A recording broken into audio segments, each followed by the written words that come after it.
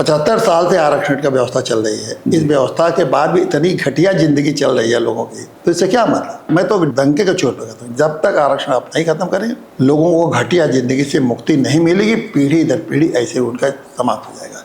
अब ये बात हम आपसे आप कह रहे हैं ना, तो सब पूरे भाजपाई या भक्त लोग यही कहेंगे कि देखिए ये लोग लगता है अखिलेश के साथ कोई साठ गांठ कर रहे हैं या कांग्रेस के साथ कर रहे हैं। एक मिनट में इनके पास और कोई तो बुद्धि और विवेक तो भगवान ने दिया नहीं है। बस एक चीज है कि यहाँ पर आरोप लगा। योगी से लेकर मोदी तक लगता है कि सब जातिवादी व्यवस्था। तो जातिवाद के खिलाफ अगर आप कानून के खिलाफ अगर कुछ बोलेंगे तो हम हमको हिलने नहीं देंगे। अगर मुख्यमंत्री बन गए हैं और प्रधानमंत्री बन गए हैं तो क्या ये समझ रखे हैं कि ये अस्थायी आजन्म लेके आएंगे। उन लोगों को नशा चढ़ा हुआ है सारे विधायकों को, और दिन रात जी हजूरी में, नगर के अमित शाह के जी हजूरी में, कभी मोदी के चाहे योगी के, जिसके भी लगे। इस बार सब हारेंगे, सब हारेंगे और बुरी तरह हारेंगे।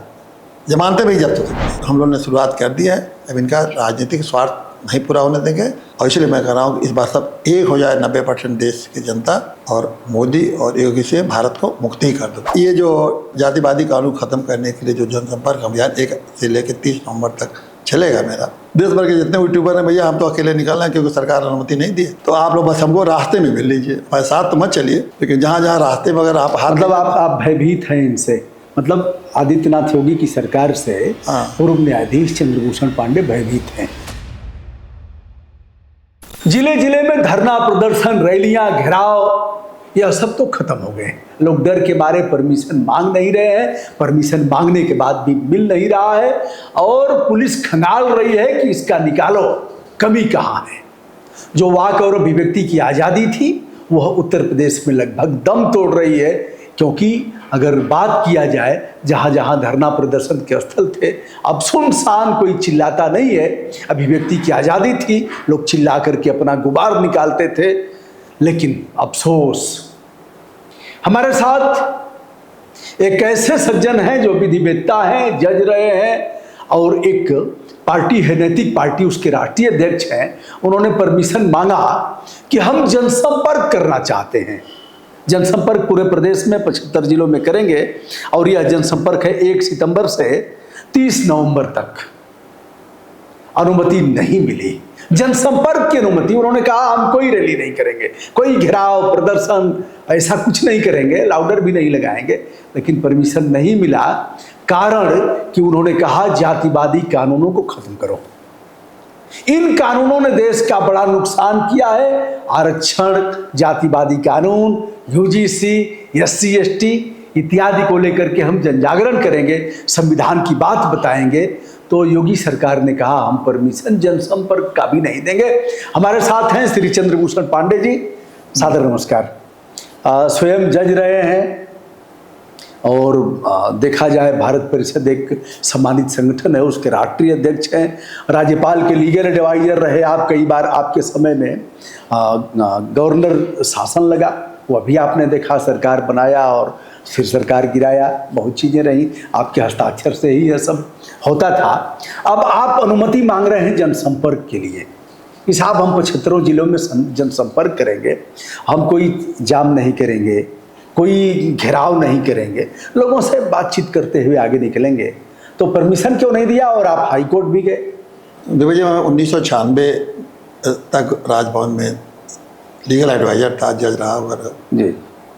मैंने इस्तीफा देके सामाजिक कार्यों में और राजनीतिक कार्यों में तब से लगा हूँ जी। मेरी 12 साल की नौकरी लगी जी। 12 साल की नौकरी बची तब आपने दिया, उसके बाद इस्तीफा दिया था। आपके साथ के तो सब हाई कोर्ट जज हो गए, सब हाई कोर्ट जज गए, हमसे जूनियर भी हो गए जी जी। तो हम जब लगे इस कामों में तो कोई, हम लोग तो आपको आश्चर्य होगा कि राजभवन का घेराव किए जी। एक भारत परिषद संगठन, शायद उसमें आप भी थे जी। उसके लिए भी लोगों ने रोका नहीं, कहा आप जाइए अपना।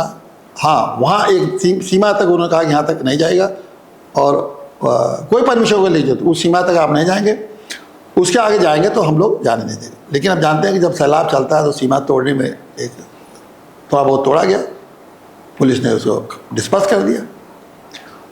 आज ये बताइए, इतने सालों बाद हमने सैकड़ों कार्यक्रम हम लोगों ने किया, उत्तर प्रदेश को उत्तर प्रदेश बनाओ, इसके लिए पूरे प्रदेश का 2 बार पूरा उत्तर प्रदेश की हमने उत्तम प्रदेश बनाओ का अभियान चलाया। कभी किसी ने न रोका, न किसी परमिशन की जरूरत पड़ी। और आप इसको ये सब सारे आपको यूट्यूब पर और मिल जाएंगे, आप गूगल पर मिल जाएंगे, यात्रा का कार्यक्रम कहीं परमिशन, बल्कि सभी जिला के अधिकारियों ने बड़े सम्मानजनक ढंग से जब हम लोग पहुँचे तो उसको पैसे दिया। 2013 में हम लोगों ने प्रोग्राम किया कि नैतिक पार्टी की ओर से कि वो महा मोटरसाइकिल मार्च लखनऊ से दिल्ली तक जी, और 8 जिलों में रुकते हुए कार्यक्रम करते हुए वहाँ पहुँचना दिल्ली पहुँच। और 2 अक्टूबर 2012 से हम लोगों ने उस प्रोग्राम को शुरू किया। उसमें इस प्रदेश में मुख्यमंत्री कौन थे? अखिलेश यादव मुख्यमंत्री थे। आप देखिए उस समय हम लोगों ने परमिशन कहीं नहीं मांगा, हमने घोषित कर दिया प्रोग्राम के लिए। उनसे मांगा परमिशन, तो परमिशन उन्होंने किस तरह दिया आपको? खुद ही कहा, उनका जो उनके राज्य सरकार के जो अधिकारी थे, प्रमुख सचिव या जो भी सरकार, जो हमारे चीफ स्टैंडिंग काउंसिल थे, कोर्ट में वहाँ भी हमने पिटीशन दाखिल किया कि ताकि चूंकि पूरे हम प्रदेश में जा रहे हैं, इसलिए हम हर जिले से कहाँ अनुमति। हाँ, मतलब प्रदेश में क्या, दूसरे प्रदेश दिल्ली में जाएंगे? हाँ, दिल्ली में जाएंगे। हाँ जी। तो हमने हाई कोर्ट से कहा, तो हाई कोर्ट ने ऑर्डर किया, हाई कोर्ट के सामने देखिए, हाई कोर्ट के सामने खुद ही चीफ स्टैंडिंग काउंसिल ने कहा कि हम अनुमति नहीं खाली दूंगा इन लोगों के लिए, अनुमति तो दे ही रहा हूँ। हाँ, मैं इनके सुरक्षा की व्यवस्था और जहाँ जरूरत हो चाय पानी भी कराएंगे। अच्छा, इस यात्रियों को अच्छा पानी पिलाएंगे, चाय पिलाएंगे, जो भी इनकी जरूरत होगी तो पूरे। ये मतलब आर्टिकल 21 का भी उन्होंने ये भी कहा, ध्यान दिया। ये लोग बकायदे अपना महा मोटरसाइकिल यात्रा करें। और उसमें एक और विशेषता थी कि हम लोगों ने 9 बजे कार्यक्रम रखा था गांधी पार्क मूर्ति, जो मूर्ति है गांधी जीपीओ से, और वहाँ अखिलेश यादव हर बार आते हैं वहाँ 8:30 बजे या 8 बजे अपना माल्यार्पण करते हैं। अखिलेश यादव का वहाँ माल्यार्पण करने के बाद थोड़ी देर रुकते हैं अपने कार्यकर्ताओं से मिलने के, फिर प्रोग्राम होता ही नेताओं के जहाँ आते हैं। उन्होंने कहा भाई नहीं, मोटरसाइकिल मार्च वालों का जो है अभी 9 बजे से कार्यक्रम होगा, यहाँ जुटेंगे लोग, मैं जल्दी जा रहा हूँ।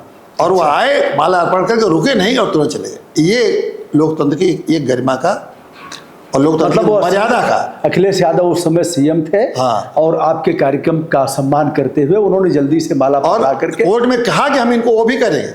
उन्होंने कोर्ट में ये भी कहा कि आपको हम लोग सुरक्षा भी व्यवस्था देंगे और भी जो इनको सुविधा होगी प्रोवाइड करेंगे। और इसका परिणाम हुआ कि हम लोग यहाँ से आगे पुलिस चलती थी, हम लोग का मोटरसाइकिल हजारों की संख्या में मोटरसाइकिल चल रही थी। दिल्ली में पहुँचे तो आप दिल्ली सरकार ने तो वो स्वागत किया हम लोगों को कि सारा कहीं रेड लाइट नहीं, सारा क्लियर। अच्छा, क्लियर कि यात्री आ रहे हैं, यात्री बाइकर आ रहा है और समझ लीजिए हम लोग बाइकरों का वो सम्मान हुआ। और जंतर मंतर जाके और भव्य प्रोग्राम हम लोगों का किया, हजारों मोटरसाइकिल थी। एक लोकतंत्र का जमाना ये है। हम अखिलेश के उस समय ना उनकी सरकार थी उत्तर प्रदेश में, तो वहाँ दिल्ली में, यहाँ तो अखिलेश की सरकार थी समाजवादी पार्टी की, और वहाँ कांग्रेस की सरकार थी। 12 में तो शायद कांग्रेस की सरकार थी। हाँ, बीजेपी की सरकार होती नहीं। अब ये बताइए, हम इसलिए नहीं कह रहे कि एक जमाना वो था, ऐसे जिन पार्टियों की हम लोग आलोचना करते हैं, हम लोग तो सभी पार्टियों की आलोचना करते हैं, वो उसके वैचारिक रूप से हम अखिलेश की भी कर रहे हैं, कांग्रेस की भी कर रहे हैं, वो जातिवादी कानून के नाते हम करते हैं, हम तो उन मुद्दों पर। लेकिन लोकतंत्र की जो सोच है इन लोगों की देखिए, अभी बात हम आपसे आप कह रहे हैं ना, तो सब पूरे भाजपाई या भक्त लोग यही कहेंगे कि देखिए ये लोग लगता है अखिलेश के साथ कोई साठ-गांठ कर रहे हैं या कांग्रेस के साथ कर रहे हैं। एक मिनट में इनके पास और कोई तो बुद्धि और विवेक तो भगवान ने दिया नहीं है, बस एक चीज़ है कि आप आरोप लगाना। हम एक लोकतांत्रिक परंपरा की बात करें तो ये भारत के लोकतांत्रिक परंपरा का था कि कोई भी आदमी अपनी बात कहना चाहता था, उसको रोकने के नहीं थे। अब हम लोगों ने जब ये जो चल रहा है, जब से आरक्षण और आप देख रहे हैं यूजीसी के बाद देश में एक बड़ा भारी एक आक्रोशित है लोग।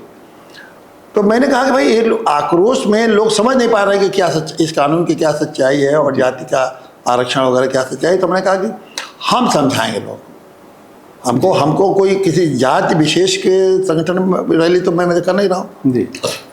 हम एक जनसंपर्क अभियान हम लोगों ने कहा कि चलाया जाए और उसको एक चिट्ठी बना के उनको भेजा शासन को, प्रमुख सचिव गृह को कि हम जा रहे हैं पूरे प्रदेश में और करेंगे, और बताया कि हमारा कार्यक्रम का उद्देश्य क्या है। कि ये जो जन आक्रोश फैला हुआ है, बहुत कुछ तथ्यों की जानकारी नहीं है, और और एक दूसरे आरोप प्रत्यारोप होता है, तो ये जाति द्वंद्व न बन जाए, जाति युद्ध में न बदल जाए, लोगों को संवैधानिक रूप से समझाया जाए, किया जाए। मतलब एक तरह से संविधान की ये जो व्यवस्था है तो उसको अच्छे ढंग से समझाने के लिए हम जनसंपर्क करके बताना चाहते थे। और मेरा व्यक्तिगत मामला है कि देश में जातिवादी कानून न रहना चाहिए और न भविष्य में बनना चाहिए। तो मैं ही लोगों को समझाता और हर जात के लोगों को समझाता, ये भी नहीं कि अगड़े पिछड़ों को। और मेरा मानना है कि ये जो आरक्षण की जो व्यवस्था है, इस नाते 90% लोगों को इसका लाभ नहीं मिल रहा है, केवल 10% लाभ लोग उठा पा रहे हैं। तो ऐसे कानून जो 75 साल ने दिखा दिया कि जो केवल 10% लोगों को लाभ दे रहा है, उसको ख़त्म कर देना चाहिए। इसका कोई औचित्य नहीं है। ये मैं लोगों को समझाता और मैं सारे जातियों के बीच में समझाता, लोगों को समझाता, वो सब तैयार हो जाते। और मैं बता रहा हूँ कि आपको कि 90% लोगों को इसका फ़ायदा, जिनको आरक्षण मिला है उसमें 90% लोगों को फ़ायदा नहीं मिला, तो क्यों नहीं हमारा साथ देंगे लोग। और मैं साथ उनको ले लेता और ले लूँगा, आगे भी ले, कोई ताल्लुका नहीं जिनको आरक्षण नहीं मिला था। जी, ये समझा के निकला। तो आप जान रहे हैं कि अब जैसे, क्योंकि मोदी जी तो जातिवादी देश चला रहे हैं, पूरे जातियों में देश को बांट देना चाहते हैं, गलत तरीके से उन्होंने यूजीसी लागू जातिवादी, जब स्वयं कह रहे हैं कि मैं अति पिछड़ा, आप सदन में कहते हैं नहीं, बार बार हर चरमा में जाके चुनावों में कहा कि मैं पिछड़े जात का हूँ, मैं पिछड़े जात का। तो उनके तो लगता है कि जातिवाद चढ़ गया, दिमाग में चढ़ गया। तो हमने, मुझे उम्मीद था कि बाबा उनसे इतना प्रभावित उनसे नहीं होंगे भाई, जो मोदी जी जातिवादी हो सकते हैं। हम लोग ये समझते थे कि बाबा उस स्तर के जातिवादी नहीं होंगे, इनको क्या दिक्कत है भाई कि आप अगर कोई जातिवाद के खिलाफ बोल रहा है तो। लेकिन हमको लगता है इनके भी, चाहे वो डर के मारे, मोदी के डर के मारे ऐसा हो, चाहे उनको क्या उनके अंदर दिमाग में। तो उत्तर प्रदेश की सरकार ने जब हमने अनुमति मांगी कि जनसंपर्क है, तो इन्होंने कुछ कार्रवाई नहीं। तो जब अच्छा अनुमति मांगा तो कोई इनका जवाब नहीं है, कोई जवाब नहीं, कोई कार्रवाई नहीं, कोई कुछ नहीं। 3 आपको बताएं कि जुलाई में मांगा था। अच्छा, हाँ समझा आपने, मार्च में मांगा था, नहीं जुलाई नहीं, मार्च। अच्छा, मार्च में कोई जवाब नहीं, कोई जवाब नहीं। फिर मैंने जब 2-3 महीना देख लिया नहीं आया कुछ, तो जुलाई में मैंने मुकदमा हाई कोर्ट में किया कि साहब अनुमति मांग रहे हैं, उस पर तो इनको अनुमति देना चाहिए ना। तो नहीं दिए, तो हाई कोर्ट ने कहा कि भाई क्यों नहीं आप दे रहे हैं, आपने कोई अनुमति नहीं दी इनको, तो आप निर्णय तो कोई पास करना चाहिए। तो हाई कोर्ट ने दिया जी। हाई कोर्ट ने कहा कि तो अच्छा, चूँकि जो हमने उस समय मांगा था वो समय बीत गया, तो हाई कोर्ट ने कहा कि आप नया डेट एंड टाइम बना के इनको सूचित करिए, और उनसे कहा कि आप इस पर नियमानुसार कार्रवाई करें। और कहा कि जब पहले आप एक बार दे चुके हैं, जब इन मोटरसाइकिल मार्च इन्होंने किया था, तो उसमें आप ही की सरकार दे चुकी है, तो इसमें इन कौन सी दिक्कत है। जनसंपर्क उसी पार्टी को, इन्हीं लोगों को आपने 2012 में अनुमति दे चुके हैं, तो अब इसमें देने में क्या दिक्कत है आपको जी। तो इनके बाद भेजा गया। उसके बाद भी बैठे रहे, कोर्ट के ऑर्डर के बाद भी। जब हमने 15 दिन बीत गया, तो 27 अगस्त को, जुलाई को ऑर्डर पास हुआ, ये अगस्त चल रहा है, तो मैंने कंटेम्प्ट दाखिल किया। अच्छा, कि भाई इनको आप हाई कोर्ट के भी ऑर्डर करेंगे, पालन करना, कोई आदेश नहीं पारित किया। हमने इनको भेज दिया अपना कार्यक्रम सभी जिलों को कि यहाँ से वहाँ जाएंगे, वहाँ से वहाँ जाएंगे, तारीख वाइज डेट कोर्ट ने कहा था, हाई कोर्ट ने तारीख वाइज जी, इस तारीख को क्या बता दिए, स्थान। तो मैंने लिखा कि यहाँ से जाएंगे, पहला 1 तारीख से बनाया प्रोग्राम कि 1 से यहाँ चलेंगे, बाराबंकी होते हुए अयोध्या तक जाएंगे। तो बीच में लोगों से मिलना ही जुलना था। जनसंपर्क क्या मतलब है, हाँ कि जहाँ 20 आदमी बैठे हैं, उनसे नमस्ते किया, बात बताया भाई हम लोग इसलिए आए। अच्छा, उसमें कहीं रैली न धरना, न प्रदर्शन, न जुलूस। आपने अभी लिखा था हम कोई जाम नहीं करेंगे, कोई यातायात नहीं, आपने कहा सिर्फ 4 गाड़ियाँ लेके जाएंगे, 4 वो भी है, 4 गाड़ी, जुलूस भी नहीं हुआ, 4 गाड़ी से जुलूस हो जाएगा क्या? नहीं, 4 गाड़ी लेके जाएंगे, और जहाँ लोग मिलेंगे उनसे मिलेंगे, बातचीत करेंगे, संपर्क करेंगे, आगे करेंगे। इसमें न कोई सरकार, तो इन्होंने कहा नहीं, आप जब कोर्ट में मामला आया तो कंटेम्प्ट नहीं, इन्होंने वहाँ क्या कहा कि नहीं साहब, मैंने सभी डीजीपी को लिख दिया है। अच्छा, कि डीजीपी इस पर निर्देश, मतलब प्रमुख सचिव गृह ने कहा कि हमने चिट्ठी डीजीपी साहब हमने डीजीपी को लिख दी। और फिर उसके बाद 14 तारीख को कहा, 14 अगस्त को, और फिर कह रहे हैं कि हमने 18 अगस्त को आगे पर जिला अधिकारियों को दें, और जैसे आप वहाँ परमिशन की जो इनकी नियमावली है उसके अनुसार से फार्म भर के आप उसमें दीजिए, और वो पुलिस से रिपोर्ट मंगाएंगे, उनसे रिपोर्ट मंगाएंगे, तब आपको मतलब जनसंपर्क के लिए भी आप डीएम को अलग अलग जिलों में जाइए। देंगे और फिर वह पुलिस से रिपोर्ट मंगा के तब कहेंगे कि ठीक है आप जनसंपर्क। अच्छा, उसमें हम क्या देंगे? उस जो नियमावली का नियम है उसमें कितने लोग आप, उसमें तो सारे नियम ये हैं कि कितने लोग आपके मीटिंग में आएंगे, कितने लोग कितने वाहन आएंगे, कितने लाउड स्पीकर लगे आएंगे नहीं लगाएंगे, कितने वो मतलब इस तरह की जो सभाओं के लिए जरूरत थी, कितनी कुर्सियां होंगी, कितने कहाँ लाउड स्पीकर होगा, उसका लाइसेंस, शांति व्यवस्था के लिए कौन कौन, ये सब पता है। जब इसमें है ही नहीं है, हम एक जनसंपर्क कर रहे हैं, इसमें न लाउड स्पीकर लेके जा रहे हैं, न लोगों को लेके जा रहे हैं, न ये रैली कर रहे हैं, न जुलूस है। तो इसको करने के लिए ये कैसे जिले में क्या लिख के देंगे हम इनको? और उसमें नियम है कि जब जहाँ जाइए और 7 दिन पहले अपना उनको आदेश, उनको निर्देश दीजिए। आजकल आप प्रक्रिया जैसे आप जाने रहे कि अगर आपने कोई परमिशन मांग लिया, दरोगा जी का रुतबा देखिए, एसडीएम साहब का रुतबा दीजिए, आपको जैसे लगता है कि आप उनसे भिखारी बन के जा रहे हैं परमिशन मांगने। आप देश के नागरिक नहीं हैं, आप देश के सोशल एक्टिविस्ट नहीं हैं, आप देश के फंडामेंटल राइट को पालन करने वाले नहीं हैं। आप जैसे कोई चोर उचक्के हैं कि इनसे परमिशन मांग रहे हैं और ये राजा बैठे हुए हैं। और जब तक थाने पर नहीं जाएंगे रिपोर्ट नहीं लगेगी, जब तक आप एसडीएम के यहाँ नहीं जाएंगे रिपोर्ट नहीं लगेगी, परसू करना पड़ेगा। हाँ। तो राइट टू मूवमेंट का हुआ क्या? संविधान में लिखा कि हर व्यक्ति को नागरिक को देश भर में भ्रमण करने का अधिकार जी। अगर इसमें तो विनोबा भावे रहते ना, तब भी उनको कहते कि आप हर जिले से, हर तहसील से परमिशन लीजिए, जिले में डीएम से परमिशन लीजिए, तहसील में गुजरिए तो उससे लीजिए एसडीएम से परमिशन। हमने इनसे कहा, कोर्ट में जब बहस किया, ये बात आई कि आप जिले से परमिशन का नियमावली है सरकारी वकील का।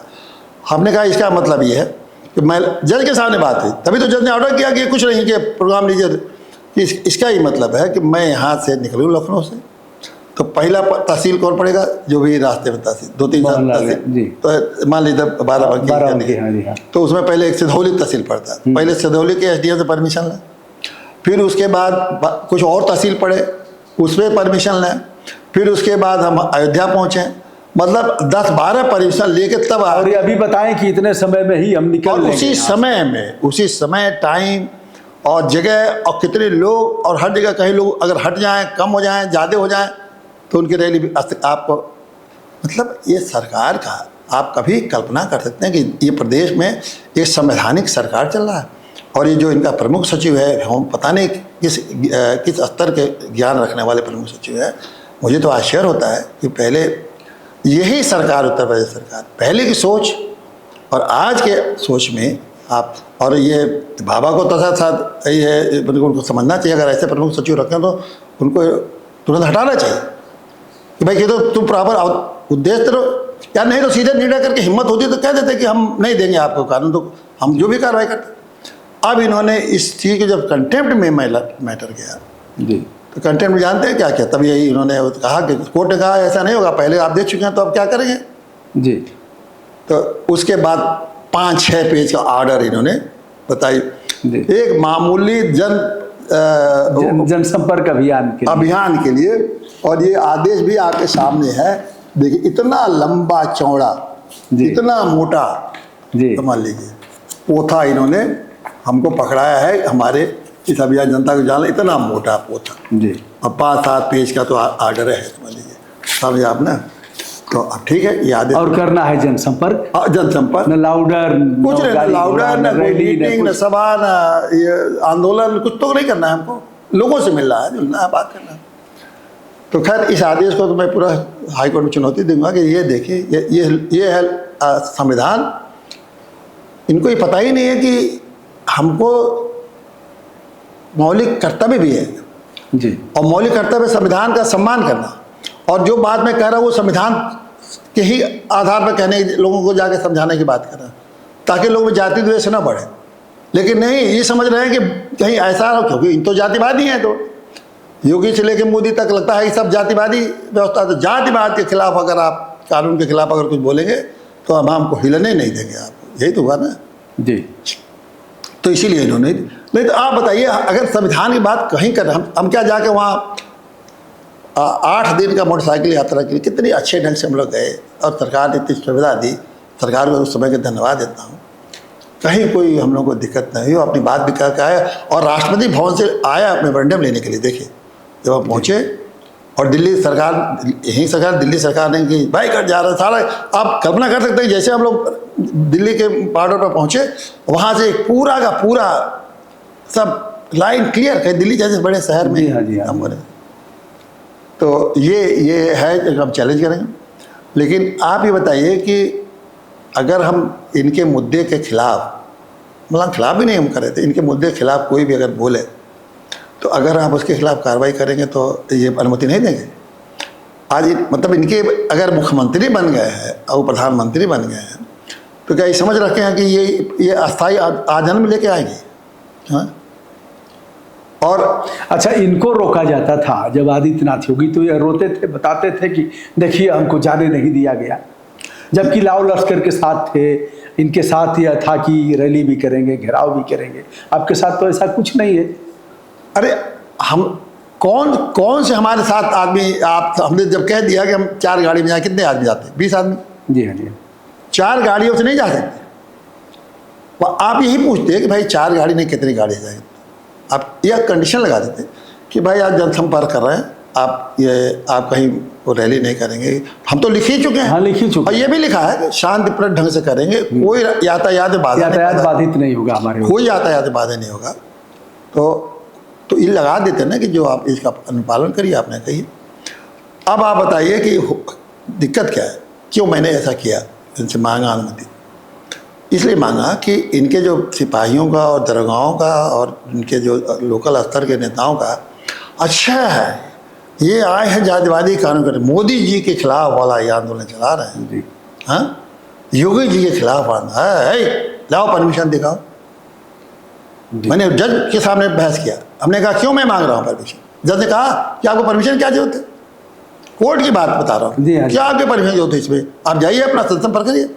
हमने कहा इस प्रदेश में से आप जनसंपर्क करना, वो आप समझते हो। अच्छा, ये जो जज साहब है वो समझ लीजिए कि वो वेस्ट बंगाल से आए हैं और वो बहुत पढ़े लिखे हैं, आगपुर यूनिवर्सिटी के से उन्होंने पढ़ाई लिखाई किया है। उनको आश्चर्य हो रहा था। ये शेखर बी सर्राफ साहब हैं, 2 जज थे, और अवधेश कुमार चौधरी थे। तो शेखर बी सर्राफ साहब आगपुर यूनिवर्सिटी पढ़े हुए हैं, तो वहाँ जब डेमोक्रेसी का लेवल है। तो उन्होंने कहा मिस्टर पांडे आपको ये परमिशन क्या जरूरत थी? हमने कहा था परमिशन के लिए जरूरत थी कि जहाँ हम देखेंगे ना कि ये सरकार के खिलाफ अगर कुछ बोल रहे हैं हम, और ख़ास करके सरकार जो जातिवादी कानूनों के खिलाफ बोल रहे हैं, तो एक दरोगा भी आएगा, डंडा पीएगा, परमिशन दिखाइए। और जब परमिशन नहीं दे तो यहाँ के सभ्यता जान लीजिए। ये सब कोर्ट की बात है, बता। यहाँ के सभ्यता जान देखो, चलो थाने चलो, पहले कहेगा चलो थाने, तो मैं आप पहले लेकर थाने चलो, और वो वहाँ से पूछेगा साहब से, अपने सीओ से पूछेगा, थोड़ा बड़ा अधिकारी सीओ है, फिर उससे पूछेगा तो वो कहेगा एडीएम पुलिस जी, वो क्या होते हैं, एडिशनल एसपी, फिर एसपी साथ, और उसके बाद यहाँ उनके प्रमुख संजय प्रसाद। अरे वाह, बाबा के खिलाफ कोई आवाज़ उठाने वाला है, कौन सा पैदा हो गया आदमी? समझा आपने? ये है, हमने कहा साहब ये इस तरह की सरकार चल रही है, ये मैंने कोर्ट के सामने रखा। अच्छा, उनको मालूम है, तो उनको तो अच्छा कहा, तब उन्होंने कहा कि नहीं आप इनका प्रोग्राम लीजिए और इनके साथ निर्णय करिए। तो ऐसी स्थिति में इस प्रदेश में जो आप तानाशाही का क्या कहेंगे, इसको क्या बोलेंगे? तानाशाही है कि विरोध नहीं आप कर सकते हैं, लोकतंत्र की हत्या है, आपका ये संविधान से कोई लेना देना नहीं है, यही तो इसका अर्थ निकलते हैं। हमें लग रहा है सर कि आप जो जातिवादी कानूनों को समाप्त करने के लिए जो अभियान छेड़े हैं, और आपके फॉलोअर्स भी अच्छे हैं, एक पोस्ट पर लोग जाते हैं, तो इसका संदेश इनको गया होगा और यह कदापि नहीं चाहेंगे। क्योंकि अगर सुप्रीम कोर्ट की बात देखा जाए, जिसमें एक याचिका में केंद्र सरकार ने हलफनामा दाखिल करके यह कहा कि हम क्रीमी लेयर जो दलित लोगों को आरक्षण प्राप्त है, SC ST को, उसमें क्रीमी लेयर हम लागू नहीं करेंगे। मतलब ये देखिए, यही मांग हो रही है ना जी। जब 157 जातियाँ पिछड़ों की हैं जी, और 79 जातियाँ दलितों की, अनुसूचित जातियों जी, पिछड़ों में 150 जातियों को अवसर नहीं मिल रहा। आरक्षण मिला हुआ है लेकिन उसको अवसर बिल्कुल नहीं। जी। अनुसूचित जातियों में 79 जातियों में 70 जातियों को कोई लाभ नहीं मिल रहा है, ऊपर की जो कुछ जातियाँ पाते हैं, उसमें भी जो संपन्न लोग हैं जी वो पा रहे हैं। तो इसमें क्रीमी लेयर तो कितना आवश्यक है। और सुप्रीम कोर्ट ने अपने से कहा इस मामले को, एक मुकदमे में कहा जी। कि आप क्रीमी लेयर लागू करिए। जी सुप्रीम कोर्ट के जजमेंट के बाद भी वो कह रहे हैं कि हम क्रीमी लेयर नहीं लागू। कोई मतलब नहीं है उनको आरक्षण के लोगों से, आरक्षण का लाभ लोगों तक पहुंचे। उनका मतलब है कि आरक्षण के नाम पर पिछड़े और दलितों की जो राजनीति हो रही है वो इनकी चमकती रहे। जी तो पिछड़ों में जो ऊपर बैठ गए हैं, पिछड़ों में बड़े बड़े पदों पर संपन्न हो गए, क्रीमी लेयर अगर लग जाएगा तो उनको तो उनकी ज़िंदगी खत्म हो, उनका तो राजनीति खत्म हो जाएगी और उनका वैभव खत्म हो जाएगा। मतलब जो आरक्षण का लाभ लेकर के किसी पद पर पहुंच गए, वह पुनः आरक्षण का लाभ पीढ़ी दर पीढ़ी लेते रहे, और जो नीचे वाले जिनके हाथ नहीं पहुंचा है उनके हाथ वो वैसे इतना बड़ा शोषण अपने ही जातियों का ही कर रहे हैं लोग, कि जो MP MLA मिनिस्टर बन चुके हैं। यही बात आप समझाएंगे? यही बात समझाऊंगा कि भैया क्यों, तो तुमको तो कुछ मिल नहीं रहा। मैंने यही तो कहा, मैंने एक और बात उठा रही है जी कि आरक्षण भी खत्म करें, जाति आरक्षण खत्म, और जो घटिया जिंदगी आप जी रहे हैं, जी घटिया जिंदगी गाँव हर नागरिक, हर जाति का आदमी, न स्कूल अच्छा चल रहा है, न अस्पताल बढ़िया चल रहा है, न स्कूल, न घर, गांव की नाली अच्छी है, न गांव का शौचालय अच्छा है, न उनको कोटे पर ठीक से राशन में अनाज मिल रहा है, न समय से बिजली आ रही है, न बजबजाता हुआ सड़क है, जो भी उनको सुविधा मिलना चाहिए सब घटिया स्तर का है। तो हमने कहा भाई आरक्षण जब तक रहेगा तुम्हारा घटिया स्तर जो कभी मुक्त नहीं हो पाएगा घटिया। तो मैंने यही कहा कि जातिवादी कानून भी से भी मुक्त कराएंगे और घटिया जिंदगी से भी मुक्त कराएंगे। अब ये बात हम समझाएंगे, तो अब ये बात समझाएंगे तो ये घटिया जिंदगी जो जातिवादी नेताओं ने तो पैदा किया है। जातिवादी आरक्षण से 75 साल से आरक्षण का व्यवस्था चल रही है, इस व्यवस्था के बाद भी इतनी घटिया जिंदगी चल रही है लोगों की, तो इससे क्या मतलब? आरक्षण का लाभ नहीं मिला और जिंदगी में भी उत्थान नहीं हो रहा, घटिया जिंदगी है। आप जाके देखिए बच्चे किस हालत में, और कह रहे हैं जब तक जिंदा रहूंगा तब तक आरक्षण कोई खत्म, तब तक वो घटिया बनी रहेंगी, उनकी जिंदगी तब तक घटिया बनी रहेगी जब तक ये आरक्षण, मैं तो डंके का चोट पे कहता हूँ, जब तक आरक्षण आप नहीं खत्म करेंगे लोगों को घटिया जिंदगी से मुक्ति नहीं मिलेगी, पीढ़ी दर पीढ़ी ऐसे उनका समाप्त हो जाएगा। तो ये मुद्दा यही सब मतलब वो राष्ट्रपति हो जाए, उपराष्ट्रपति हो जाए, केंद्रीय मंत्री हो जाए, प्रदेश के मंत्री हो जाए, और दलित वर्ग के हैं DGP हो जाए और DM हो जाए, उसके बाद भी उनको आरक्षण मिलता रहेगा। मिल रहा है और यही चाहते हैं नरेंद्र मोदी, यही चाहते हैं कि उनको ही मिलता रहे, उनके बच्चों को, ताकि वो लोग हमको सपोर्ट करते रहे। वो MLA हैं, MP हैं, ये लोग हमको धन से, सामान से, संख्या से, हर तरह से भ्रमित करके, गरीबों को भ्रमित करके हमको मिलता रहे। तो यही तो उनका उद्देश्य है। और क्या यह बात नीचे वाले लोग समझ क्यों नहीं रहे? इसलिए नहीं समझ रहे हैं कि वो ही कहते हैं कि आप लोगों के जो कारण है आरक्षण न मिलेगा वो सब सवर्ण लोग ले रहे हैं। तब जी ये मान, आप बताइए सवर्ण तो उस आरक्षण में जाएगा नहीं। अरे सवर्ण 27 में जाएगा न 23 में जाएगा, बल्कि वो इसमें आ जाएंगे, वो इसमें चाहे जितना जा सके, जितना जा सके। लेकिन अब पढ़े लिखे लोग तो है नहीं, अब उनको ये समझाते हैं सारा हजारों साल से इन लोगों ने मारा, अब भी मार रहे, तुम्हारा हक मार रहे। देखिए कितनी झूठी बात। अब यही संविधान की सब बातें उनको समझानी थी, और जिस दिन वो समझ जाएंगे उसी दिन बिल्कुल आरक्षण खत्म हो जाएगा।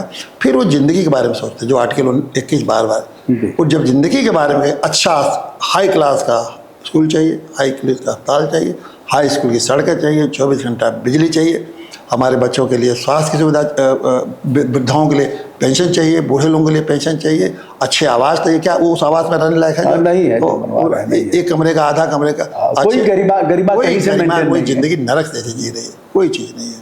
सुरक्षा चाहिए हमको सतत, जल्दी जल्दी हमको न्याय चाहिए, हमारे गांव में न्याय चाहिए, हमारे गांव में सुरक्षा हमको मिलना चाहिए। कहीं कोई इसके बारे में चर्चा नहीं होती, बस एक ही चर्चा होती है। और आप जंतर मंतर में क्यों नहीं अनुमति दिया बताइए जी? अब वहाँ भी यही बात है, जिस कारणों ने आज 21 तारीख को जंतर मंतर पर आरक्षण के खिलाफ ही तो उन्होंने अनुमति मांगा था जी। अगर अनुमति देते तो पूरे देश के लोग वहाँ जुटे थे, अपना भाषण देते, अपनी बात कहते, आप उनसे बात करते न मारते कोई। लेकिन अब आपने उसको कहा कि नहीं हम अनुमति दें। अब हो गया, संघर्ष चल रहा है पूरा, आज दिन भर देखिए संघर्ष चल रहा है, लोग वहाँ पुलिस रोक रही है, वहाँ मार रही है, रात भर चलेगा, पता नहीं क्या चले बेमतलब का। आप देखिए इस देश को इन्होंने झोंक रहे हैं, लॉ एंड ऑर्डर सिचुएशन खुद खराब करते हैं सब, और उसके बाद लॉ एंड ऑर्डर सिचुएशन खराब करने के बाद अब इसमें तो लड़कों का मामला है। आरक्षण का फ़ायदा हमको आपको तो लेना नहीं, आरक्षण पाई युवकों को ही तो लेना है। आरक्षण के जो व्यवस्था में गड़बड़ी है उसको युवकों से प्रभावित हो रहा है। तो देश के युवक जुड़े, देश के युवकों से आप इस तरह व्यवहार करें, उनको लाठीचार्ज करवा रहे हैं, उनको आप अनुमति नहीं दे रहे। आप ही बताइए, अनुमति नहीं देंगे तो क्या ये समझ रहे हैं कि ये आंदोलन बंद हो जाएगा? लड़के करेंगे। और मैं तो कह रहा हूँ कि जब तक करते रहो जब तक कि तुमको सम्मानपूर्ण तुमसे वार्ता न करें, सम्मानपूर्ण ढंग से वार्ता करें। अनुमति तो दे न दे। लेकिन सर पिछले दिनों देखा गया सोनम वांगचुक ने जो आमरण अनशन किया था और उसमें काकरोच लोगों ने सहयोग किया था, सरकार को अंततः झुकना पड़ा और ऐसा अक्खड़ मिनिस्टर जो मानने के लिए तैयार नहीं था उसको हटना पड़ा।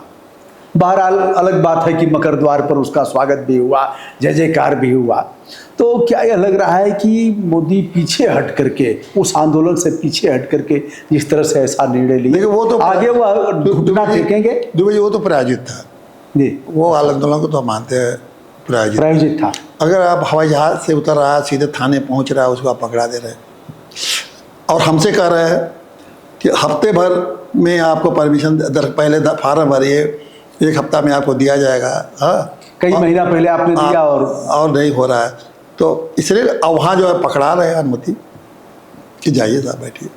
उसके बाद और आज की अनुमति नहीं दिया, और आज अनुमति नहीं दिया, क्योंकि इसका मतलब आज का कार्यक्रम प्रायोजित नहीं था, क्योंकि इसमें कोई नूरा कुश्ती नहीं थी। हो सकता है शुरू में कोशिश की हो, लेकिन जब देखे पूरे देश की जनता आ रही है तो इनका प्रयोजन घबरा गया। देखिए ये तो प्रायोजित वाला नहीं है, ये तो एक्चुअल वाला हो गया।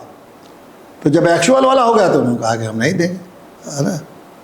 तो ये तो जब एक्चुअल वाला आया तो ये तो सोचा कि तो अब देखेगा आप, पहली बार ऐसा हुआ है इतनी भारी संख्या में आरक्षण विरोधी नौजवान आए, तो ये अब देश भर में फैलेगा और स्वतः स्फूर्त कोई नहीं कि कोई, और ये देश भर में फैलेगा नहीं। तो ये आरक्षण विरोधी आंदोलन को आप देखते देखते जाइए, देश फैलेगा।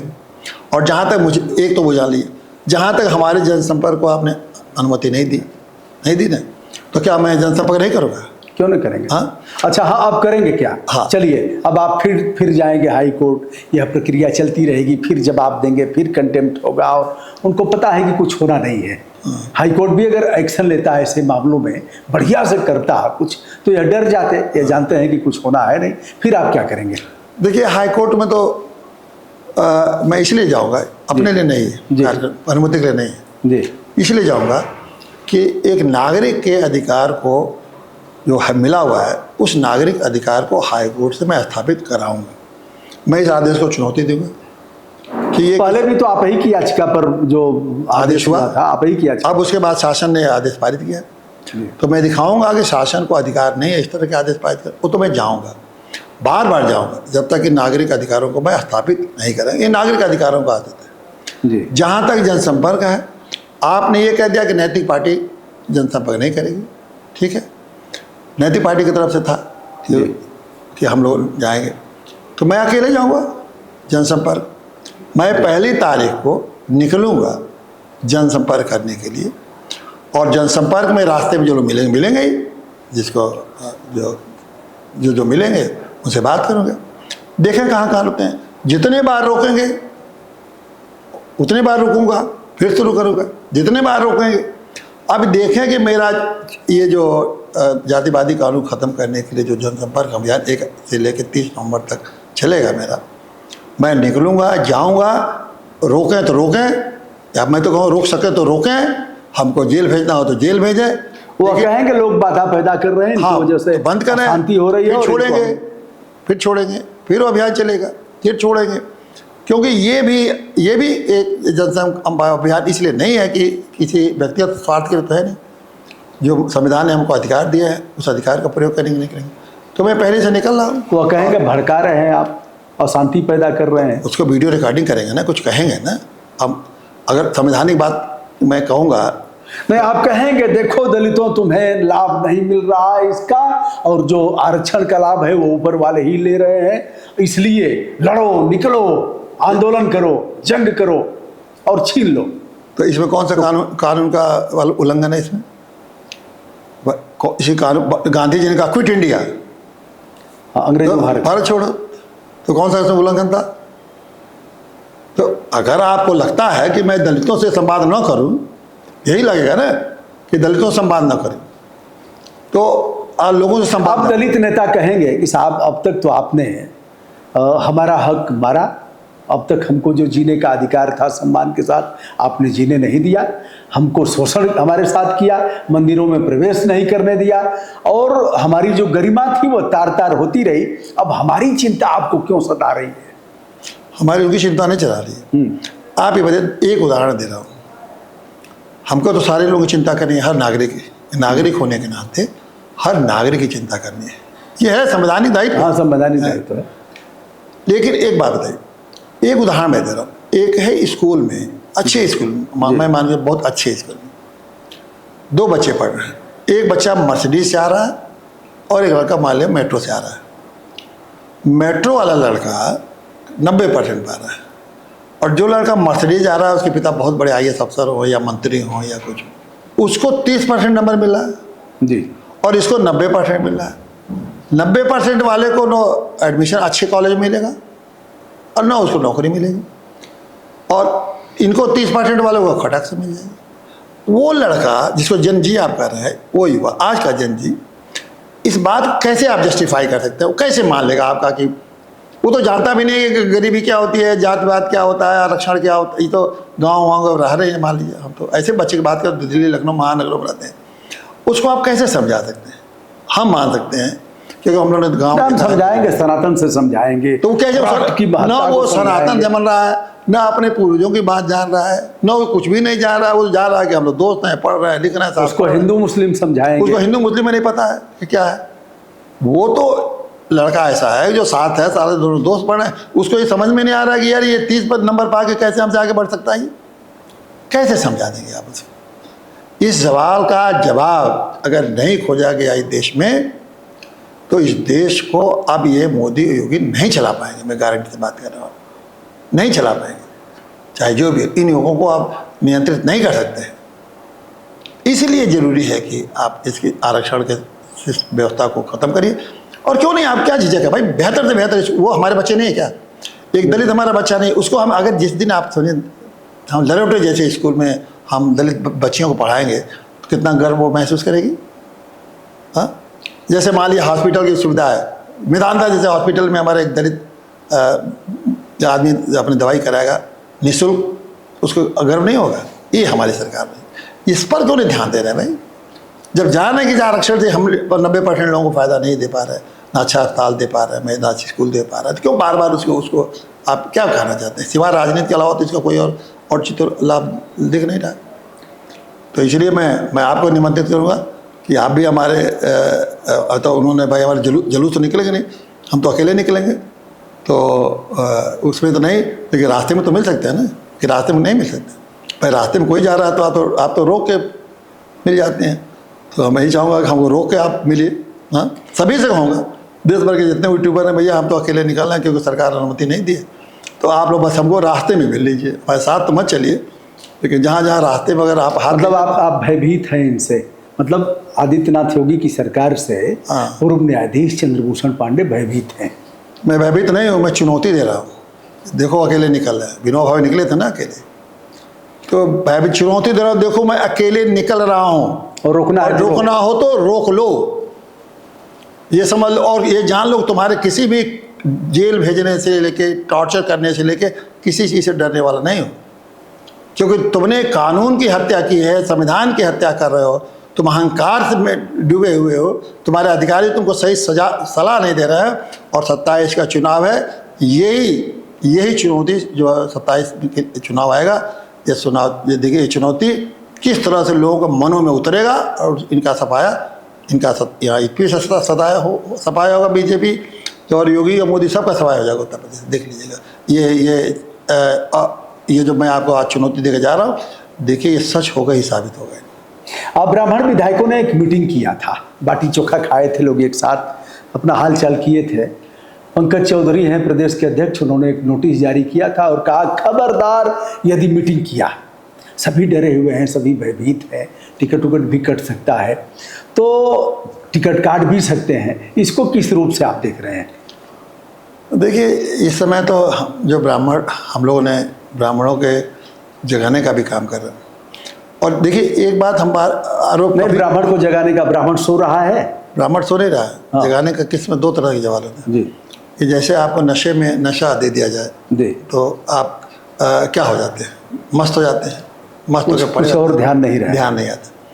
तो पावर का नशा है ना, पावर दे दिया, मंत्री बना दिए, विधायक बना दिए, रुतबा बना गया, रुपया कमाई का भाई साधन, कमीशन खोरी का साधन, बहुत चीज़ मिल गया ना एक साथ। तो वो जो नशा चढ़ा हुआ है इन लोगों का, उस नशे को इस बार हम लोग ये भी नशा वो है या दूसरा हिंदू मुस्लिम का कि मुसलमान को गाली दो, हिंदू मुस्लिम करो, सनातन का नशा चढ़ा हुआ है, उसका झंडा उखाड़ करके अपना झंडा लगा, कई प्रकार नशे। भगवा हमने झंडा। तो एक नशे का उदाहरण दिया। जैसे उनको क्या मिल रहा है, हर वो न कमीशन खोरी कर पा रहे हैं, न नेताजी के चमचे बन पा रहे हैं, जय जयकार कर रहे हैं कोई।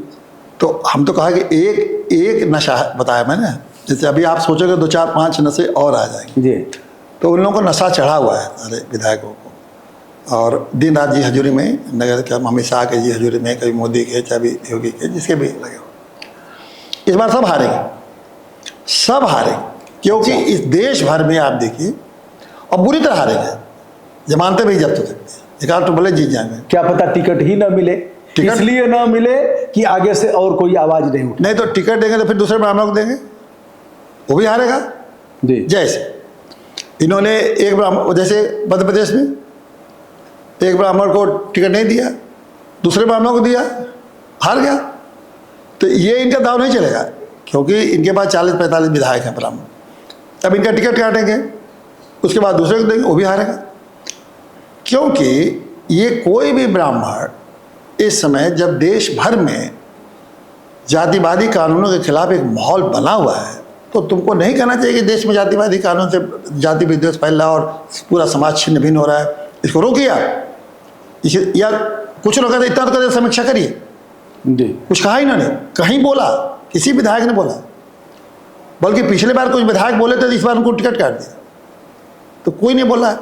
तो उनको क्या लालच है, विधायक ही बनने का लालच है ना, और क्या लालच। कुछ तो सोचे थे कि इस बार नहीं बोलेंगे तो मंत्री बन जाएंगे, तो कुछ बनाए मंत्री।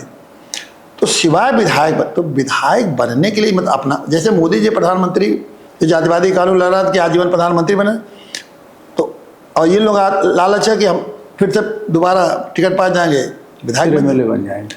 तो खाली राजनीति स्वार्थ है ना। अगर खाली राजनीतिक स्वार्थ, देश सेवा के लिए अगर कुछ करते रहता तो कोई बात नहीं। जैसे मोदी जी का यह काम देश सेवा के लिए रहता तो कोई बात नहीं, उनका भी राजनीतिक स्वार्थ, इनका भी। तो क्या आप जनता को इतना मूर्ख समझते हैं कि हमेशा वो आपको स्वार्थ को समझ नहीं रही है और आपको जिताएगी? इंदिरा गांधी की कितनी गलती थी, खाली इमरजेंसी लगा दिया था अपने स्वार्थ के लिए ना। जब इमरजेंसी कोई बहुत इतना बुरा नहीं था, लेकिन लोगों ने समझा कि इन्होंने अपने स्वार्थ के लिए इमरजेंसी लगाई है, सत्ता में बने रहने के लिए। जी, साफ कर दिया। उसमें इमरजेंसी हो सकता है 1 2 चीज़ अच्छी भी रही हो, टाइम से ट्रेन चल रही थी या वो चल रही थी, उसको लोग एक्सेप्ट कर लेते अगर अच्छे काम के लिए लगाया होता। लेकिन जब देखा कि इंदिरा गांधी अरे सत्ता में बने रहने के लिए लगा, वही मोदी जी सत्ता में बने रहने के लिए ये यूजीसी और जातीय आरक्षण और ST स्टेट बढ़ाया, क्या क्या बयान नहीं दिए हैं कि मैं ये किया वो किया। कभी उनके मुंह से आपने सुना होगा कि कभी सवर्णों के लिए या ब्राह्मणों के लिए बोले हम मोदी जी, कभी बोले हैं? नहीं बोले। क्या है सिवाय राजनीति इस बार नहीं चलने देंगे, और इसको इस बार जनता इनको ख़त्म करेगी। अब ये थोड़ी दिक्कत है, हम क्यों जनसंपर्क में करने जा रहे हैं, क्योंकि लोगों को ये सारी सच्चाइयाँ पता नहीं, न सवर्णों को पता है और न पिछड़ों को पता है, न दलितों को पता है।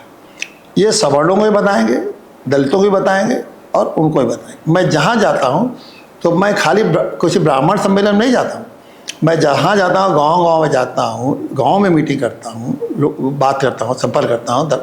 जहाँ जाता हूँ किसी दरवाजे बैठ के 20 लोग आ गए, उनसे जनसंपर्क करता हूँ, सब जात के लोग आते हैं और सब जात को समझाता हूँ और यही पूछता हूँ कि तुम्हें जात चाहिए कि ज़िंदगी चाहिए? कहता अब जात बात हमसे क्या लेना, कुछ तो मिला नहीं, जिंदगी हमको अब ज़िंदगी चाहिए, हमको अपने बच्चों के लिए पढ़ाई चाहिए, नौकरी चाहिए, बुजुर्गों के लिए पेंशन वेंशन, यही बताते हैं लोग, हमको ये चाहिए वो चाहिए, इतना हरदम दरख्वास्त पर दरख्वास्त देते रहते हैं जी। तो इसीलिए अब ये समझ लीजिए कि अब इस बार ये जो हम लोगों ने शुरुआत कर दी है, अब इनका राजनीतिक स्वार्थ नहीं पूरा होने देंगे। और इसलिए मैं कह रहा हूँ कि इस बार सब एक हो जाए, 90% देश की जनता, और मोदी और योगी से भारत को मुक्त ही कर दो, भारत से उनसे मुक्त कर दो, प्रदेश को इनसे मुक्त कर दो और भाजपा से भी मुक्त कर दो। दोस्तों, यह रहे श्री CB पांडे जी, जो लड़ाई लड़ रहे हैं और लोगों को न्याय दिलाने के लिए 1 तारीख से 1 सितंबर से निकल रहे हैं, जनसंपर्क अभियान करेंगे। और यह रहा आदित्यनाथ योगी की सरकार का जो अकड़पन है, अकड़ करके कि हम जनसंपर्क भी नहीं करने देंगे, जबरा मारे रोए न दे, हमरे घर का लेवे तलाशी, आपन बटुआ टोए न दे, जबरा मारे रोए न दे। पांडे जी ने अभी बताया कि जब मोटरसाइकिल यात्रा हमारी निकली थी लखनऊ से दिल्ली तक की, किस प्रकार हाई कोर्ट ने आदेश किया था और अखिलेश यादव की गवर्नमेंट में किस तरह से उस यात्रा को गरिमा के साथ संपादित किया गया था, समय कितना तेजी से बदला। आज रैली, धरना, प्रदर्शन, घेराव तो दूर, जनसंपर्क करने के लिए भी यह अनुमति नहीं देंगे। बहुत बहुत धन्यवाद आपको।